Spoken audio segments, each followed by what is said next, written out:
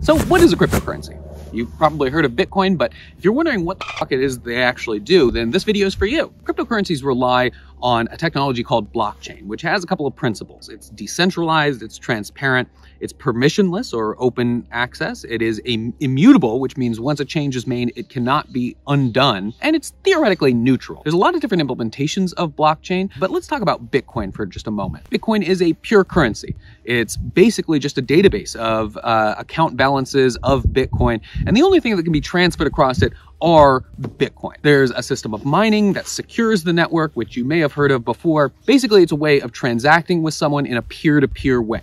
There's no intermediary that stands in between you and being able to transact in a valid way on the blockchain. Because again, it's sort of like a database. As I said before, a traditional database has a centralized structure. Information goes to that database, is checked against a series of rules, and then outflows from it. Whereas a blockchain is a decentralized database. Messages and transactions propagate across the network until everybody's on the same page, and then once everybody's on the same page, a new block is added to the blockchain, and that is permanent and unchangeable. It's also uncensorable, which means that you can't stop these sorts of things from propagating out across networks, which is one of the cool things about blockchains. Not necessarily Bitcoin, because again, Bitcoin only does transactions, but it enables things like smart contract platforms. You may have heard of Ethereum, for instance. Ethereum is basically the oldest smart contract platform, and in the same way that you can't stop messages and transactions flowing across the Bitcoin network, you can't take down a website that's hosted on a smart contract on Ethereum. That's a good way to think about it, actually, is Ethereum is like a smart contract is like the back end of a website or the business logic that exists within a system, and you can't censor that. There's no IP address to block, there's no servers to take down or anything like that. So if you build something like Uniswap, for instance,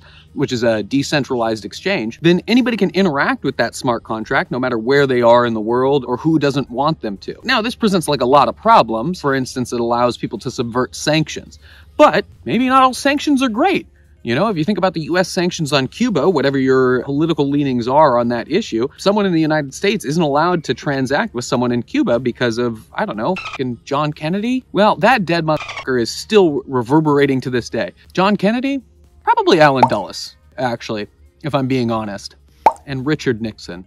Either way, Dickolas Nixon is no reason to not transact with Cuba. In fact, he should have no authority over your life at this point. And so your ability to transact with someone in Cuba shouldn't be influenced by the politics of the various states. You know, it's not their fault. It's not a Cuban person's fault that they're under embargo.